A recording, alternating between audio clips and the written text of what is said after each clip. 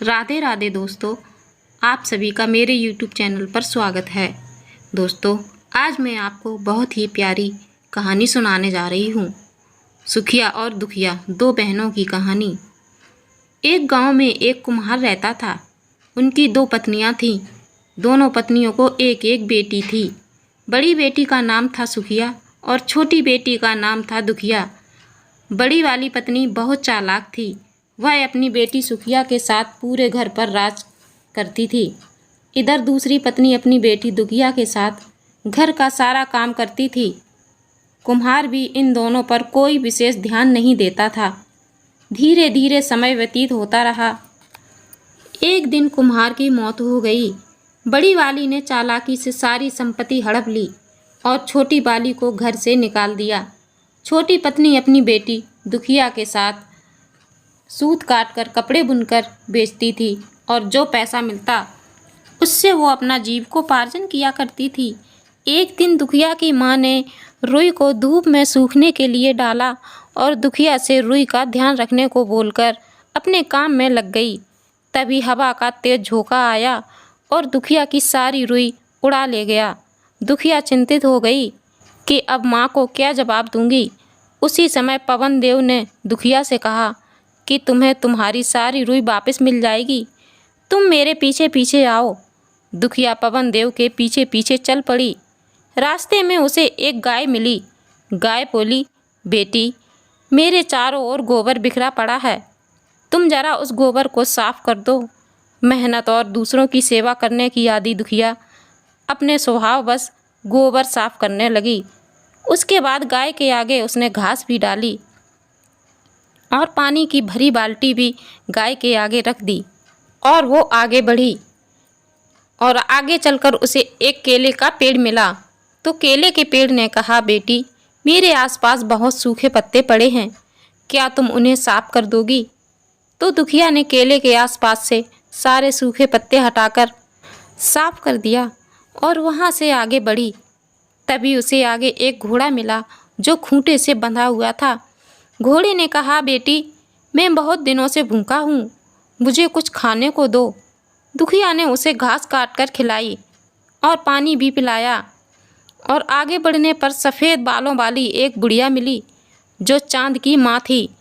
पवन देव ने दुखिया को इशारा किया कि जाकर इस बुढ़िया से अपनी रुई मांग लो। दुखिया ने बुढ़िया के पैर छुए और अपनी रुई मांगी।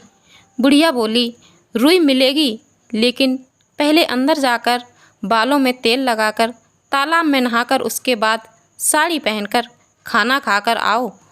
दुखिया अंदर गई।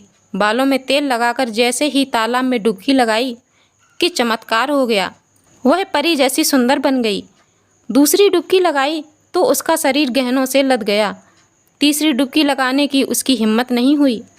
उसने कच्छ में जाकर कीमती साड़ी न पहनकर एक साधारण सी साड़ी पहनी।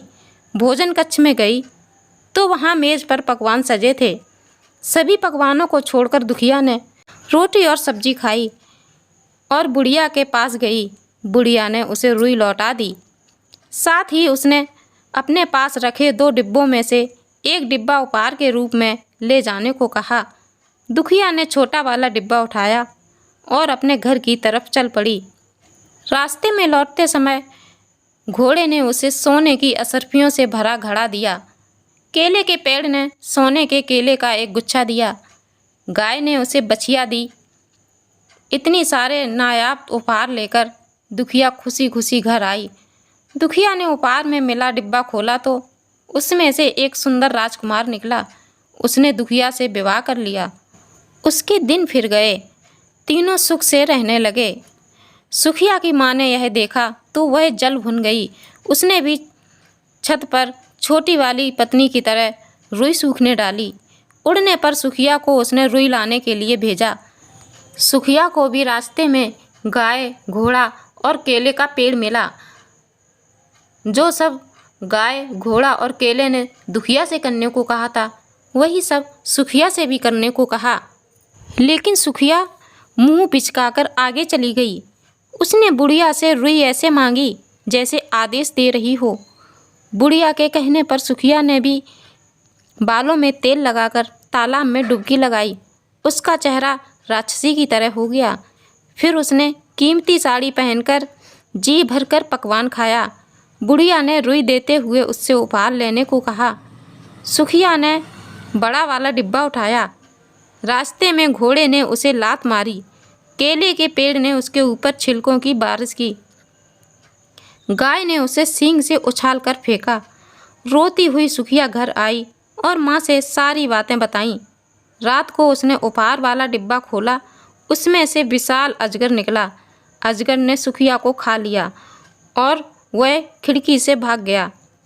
उसकी माँ का सब कुछ खत्म हो गया, कुछ भी शेष नहीं बचा। दोस्तों, अगर आपको मेरी कहानी पसंद आई हो तो कृपया मेरे चैनल को सब्सक्राइब करें और लाइक, कमेंट और शेयर करें। धन्यवाद।